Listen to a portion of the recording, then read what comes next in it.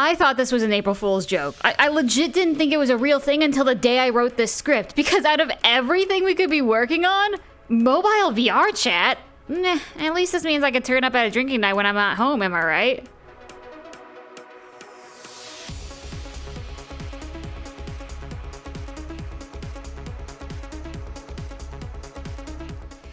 Hey there y'all, it's Nuance, and I'm sure by now most of you heard about the mobile update that's in development. This means that no matter where you are, you'll be able to access your hottie thotty at any time. In reality, the purpose of this feature isn't really well known yet, besides giving more access to players who could not afford a PC or Quest.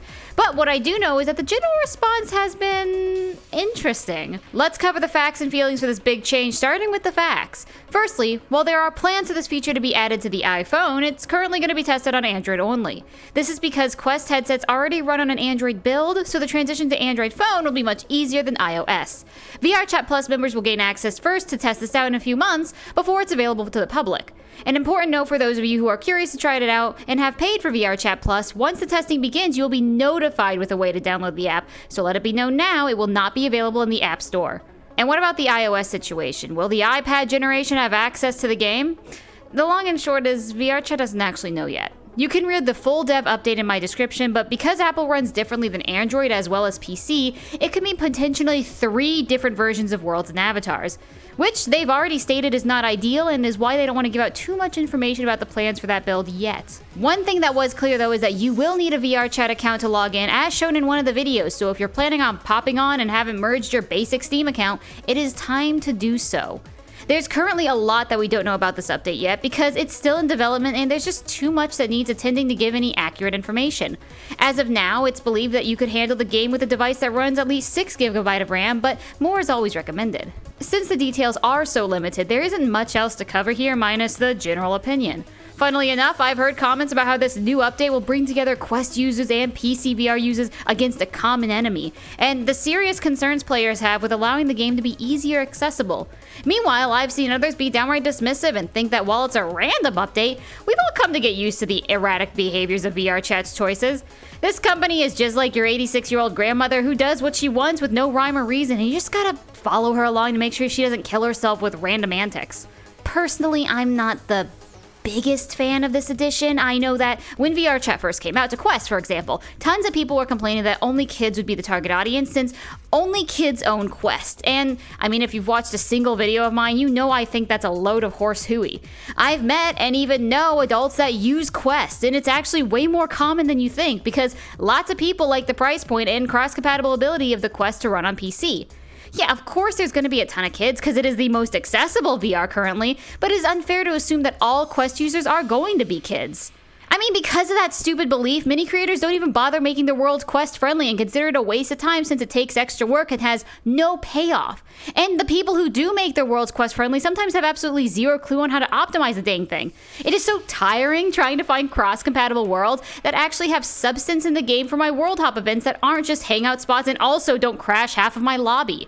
I'm down for some accessibility to anyone and everyone. It'd be a great way for more people to enjoy the space that is VRChat, and also show the game can be for almost anyone who wants to play. I don't believe the logic that VRChat is meant for an adult space because there's tons to do besides dancing and drinking. However, I think there should have been steps before this. VRChat's players have always had a polarizing opinion regarding the minor player base. It's one that's really hard to cover. The sad truth is that any and all spaces that people can freely congregate result in dangerous people also being lured in. And unfortunately, unless we go big brother on them, it can be really hard to manage all of the scum of the earth who are around. A future video will go more into that, but sadly it is becoming somewhat more common for people to falsify evidence to try and get someone else screwed over. This isn't a VRChat problem, it's a problem with the internet in general, and it sucks a lot. We don't want these creepy kid lovers around, nobody does. The reason this needs mentioning is because, well, we have the iPad generation. I hope I'm not going all boomer on you, but using the FTC as my reference, this is the data that was pulled in regards to the children's use of technology, like phones and computers on average. This is only considering the ages 0 to 8 years of old as well, which could theoretically get less TV time than a child ages 9 to 12. And secondly, using Internet Matters as my other source, at least 1 in 5 parents don't use parental controls to protect their child. This study was done in 2018, so I'm hopeful that we have more tech-savvy adults that number is going to go up. These stats aren't for VRChat, by the way. They aren't even for online interactions, just the uses of tech like computers. Kids in the study could mostly just use it for Minecraft or maybe Neopets or something. Am I saying that this addition is going to cause a massive influx of kids? No, not intentionally at least. I bring this up because while the computer and VR are one thing, a huge chunk of underage minors have access to phones. And content like mine, Lolathon, and I'm sure many others that aren't coming to mind right now, can inadvertently put the game on their little radar and they'll want to play. A study from Pew Research Center claimed that in 2018, 81% of parents let their children under the age of 11 watch YouTube. There's a comment later in the study that states that not considering YouTube Kids is part of that, so it is only the unrestricted version of YouTube. And while this second part isn't from a .org source, a 2020 study bumped that number to 89%. I would be very curious to see what that number would be today. Kids love to watch silly and stupid things, and I am fully aware that for my FNAF content, I do have kids who watch it. But also, I shouldn't have to worry about small ones accessing the game because of my content. I make sure that all videos that potentially will be seen by young minors are as appropriate as they can be, with certain exclusions tagged appropriately. But that is the limit I feel obligated to do.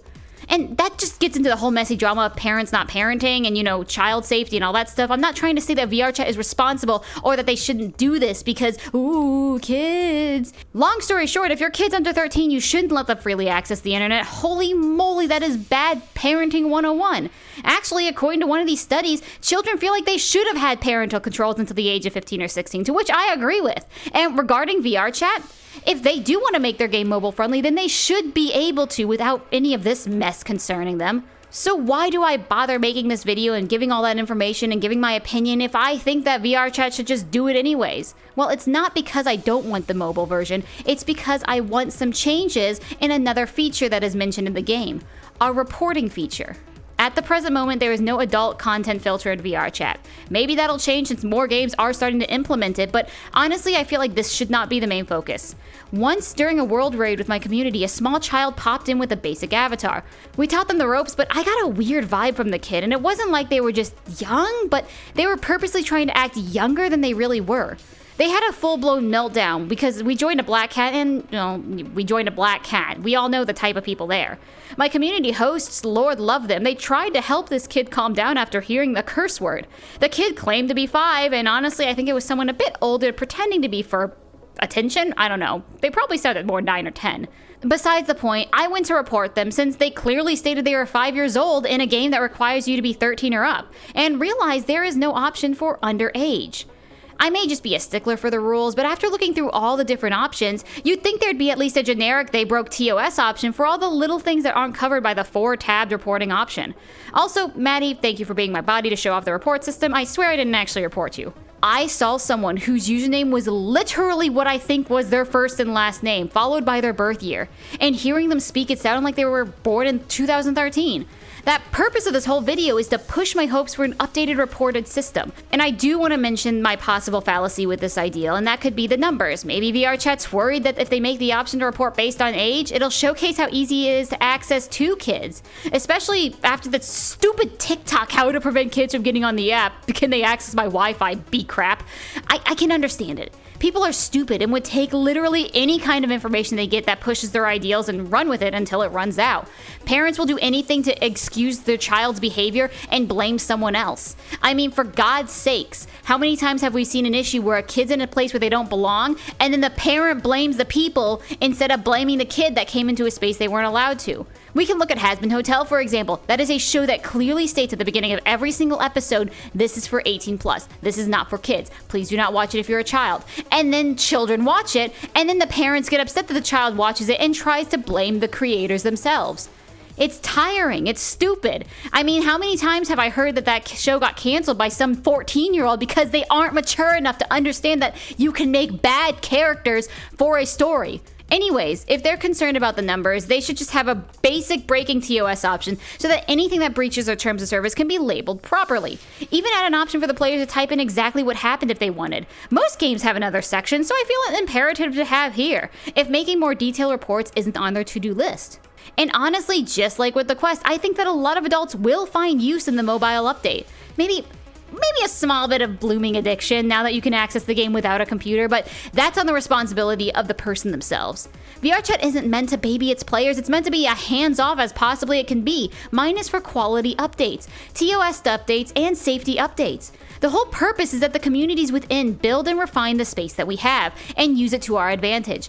Nobody wants to see VRChat grow and become better more than the active players within the game. The final and possibly funniest thing I want to comment, though, is the possible need for a third build for iPhones. I cannot wait to see how that tunes out. As I stated, we've already got builders complaining about Quest compatibility, but it'll be infinitely funnier seeing the attempts for a third build make for your iPad. This, of course, might not even come to pass, but I can already sense if it does, it'll be the least used. At least up until players realize they need to make their stuff compatible if they want to pop in on the phones. That's my current dilemma. Let's all hope this won't actually happen, and instead we'll see some kind of weird solution that'll make the iPhone users also Quest friendly? Doubtful, but what else can you do? Thank you so much for being here for another video, and make it known your opinions on this new update in the comments. Make sure to drink your water, eat your broccoli, and have a fantastic day. See you all in the next video. A quick shout out to all of my REMs out there. Elise and Raksha, thank you so much for your continued support.